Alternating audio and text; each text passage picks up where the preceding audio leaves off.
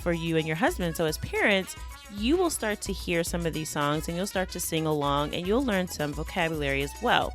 Now, some of it obviously would be, nursery rhyme vocabulary that won't be super helpful, but it will definitely help you with your pronunciation because you'll start to get used to the sounds of Spanish as you're singing along with your 2-year-old.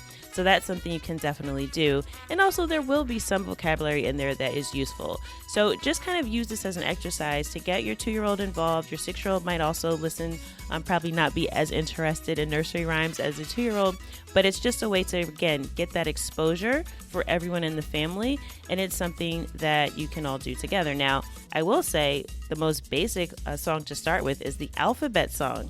Okay, so that will definitely be appropriate for your 2-year-old and for your 6-year-old.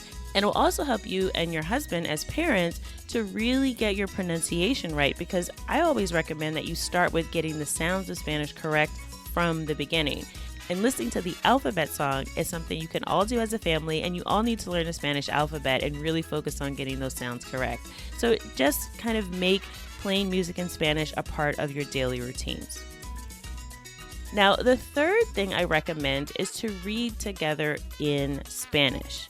Now, for your 6-year-old, and as your children start to get older, you can get the Spanish version of books that your children already have read in English.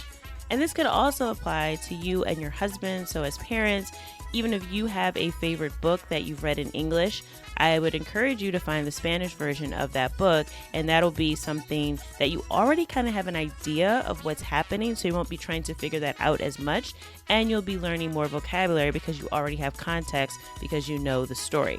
So finding those Spanish versions of books that you already know in English, and just have a time where maybe the whole family just sort of reads together. Now, you can all be reading your own individual books in Spanish, but sort of have that reading time set. I know for my son right now, he's actually reading Diary of a Wimpy Kid in Spanish because he really liked the English version. So he has the whole series in English, and in Spanish it's called Diario de Greg. So he's been reading those as well. So I think that that's a great way as your children get older and they develop an affinity for different types of books that you can find those in Spanish. Now, another great way to implement this is to really get the audio version of the books as well. So if you get the audio book and you're reading along, you really start to understand how, again, the pronunciation of the words, the intonation, and listening to a native speaker. So I definitely recommend the audiobook if you can find it. A lot of things are available. And again, I'll include a link in the show notes page, learnspanishconsalsa.com/family. And I'll give you a link so that you can find some resources so you can match up sort of the audiobook with the written book. But I still recommend getting the hard copy, right? You can do ebooks as well, but having that physical book I think is good, especially for your children as well.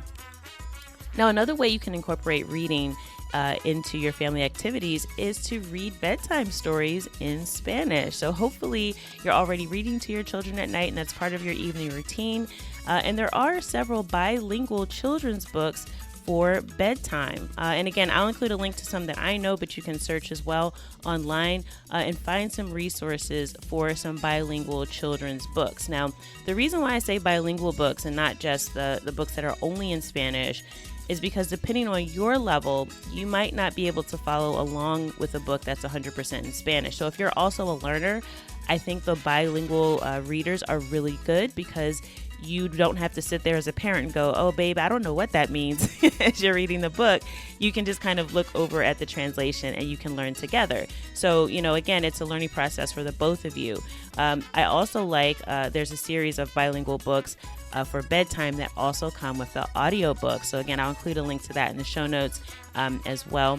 But I think those are all some great ways that you can incorporate Spanish language into reading time for the whole family and increase everyone's exposure. Now, the fourth thing I recommend is to play games. So I mentioned that at the beginning. If you're going to say, look, our family goal is that on Saturdays we're going to have game night and maybe we play games for half an hour or so in Spanish because, maybe you don't want to do the whole game night in Spanish. It might be too much for your family. But this is definitely something that you all can do together. And again, probably more for your 6-year-old. For the 2-year-olds, it might be harder for them to be as engaged in a game like this. But it's something they can still sort of be around and sort of hear the family having these conversations in Spanish. The first game I recommend is a game called Table Topics. And this is really just a card deck. It's like flashcards of questions that you can ask to really get a conversation going.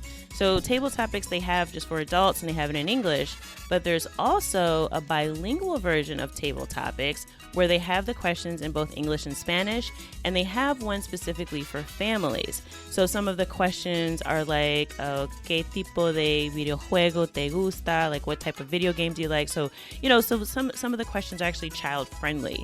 So I definitely recommend checking that out. Again, I have a link to that on the show notes page, learnspanishconsalsa.com/family. But it's a great way to sort of get conversation going. This could be something you do during mealtime. So during dinner or lunchtime, you can just take out a few cards and have a quick conversation in Spanish. Another game that you can play that you're probably familiar with is Scrabble. And there is a Spanish version of Scrabble. So this is a great way to kind of build your vocabulary. You can probably play with the dictionary out if you want to make it more of a learning opportunity and not a strict Scrabble game.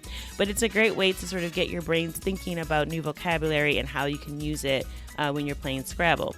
Another game very similar to Scrabble is called Bananagrams. And Bananagrams, again, they have a version in Spanish. It's very similar to Scrabble, but instead of putting the tiles on a board, you can sort of make your own board, right? Everyone in the game sort of has their own section, and they make as many words as they can. And then, there's some other steps to it as well. But just the basic idea is very similar to Scrabble, but it's more like individual coming up with words, and you can change the words around. So it's a little bit more flexible than Scrabble. So it might be something good to try with your 6-year-old. Scrabble might be a little bit more appropriate as they get older. There's also Monopoly in Spanish. So you kind of get the idea. You can look for any game that your family really loves and look for the Spanish version. But there is a Monopoly in Spanish, and I would recommend Monopoly Junior in Espanol.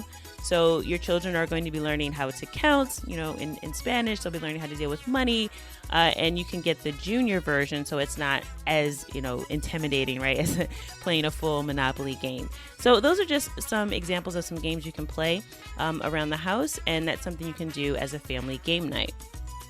The fifth thing I recommend is that you can turn mealtime into Spanish time, right? And not just sort of as you're eating your meals, but you can actually find a recipe online in Spanish, and you can make it together as a family. And this is something really almost everyone can help out with. Even your 6-year-old, even if you don't want to have them over the stove, they can help you measure things. They can help you read the recipe and find things. So this is a way to increase your exposure to the language and your vocabulary as well. You also might find maybe a cooking show or a video on YouTube that's in Spanish that you can watch together and follow along, so that you can pause it and kind of follow along with the directions, which is really good because you're watching someone else do something in Spanish and you're following those directions, but you have all of these visual cues, so you won't really get too lost. And on some videos, you can also turn on the subtitles there,